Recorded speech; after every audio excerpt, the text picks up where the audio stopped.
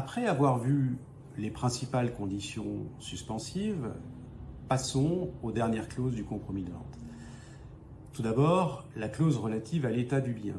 Vous n'êtes pas tenu, en tant que vendeur, des désordres apparents dont l'acquéreur a pu se convaincre lui-même en venant visiter votre maison. En revanche, si vous connaissez des défauts qu'il ne pouvait pas voir au moment de la visite, eh bien, vous êtes tenu, dans le cadre de votre devoir de transparence, de les lui signaler.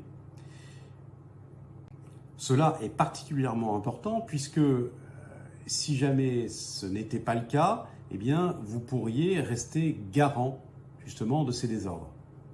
Si vous avez réalisé des travaux, il faudra également le signaler. Passons maintenant à la jouissance du bien. Comme je vous l'ai indiqué, la maison, au jour de la signature de l'acte, doit être propre, vide et pouvoir être mise à disposition de l'acquéreur pour qu'il puisse l'habiter.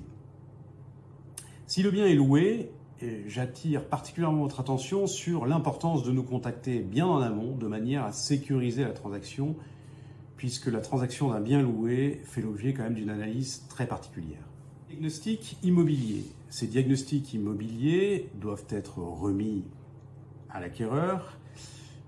Encore une fois, un point de vigilance, c'est que le diagnostiqueur doit avoir été en mesure de visiter toutes les pièces de la maison. Si ce n'était pas le cas, eh bien, la sanction pour le vendeur est de rester tenu à la garantie des vices. Donc j'attire particulièrement votre attention sur le fait qu'il faut laisser le diagnostiqueur visiter et bien vérifier avec lui qu'il ait tout visité. Ensuite, ces diagnostics, je vous incite fortement à les transmettre à l'acquéreur de manière à ce que lui ait pu se rendre compte des éventuels dysfonctionnements et qu'il ait pu prendre tout conseil ou faire établir tout devis de manière à les régulariser si jamais il le souhaite. Une fois toutes ces conditions suspensives passées en revue et ces conditions particulières et clauses particulières, votre acquéreur dispose d'un délai de 10 jours de rétractation à compter de la première présentation de la lettre recommandée qui lui aura été adressée, contenant elle-même le compromis, toutes les clauses et toutes les annexes. C'est donc un compromis qui est fragile ou fragilisé pendant ce délai.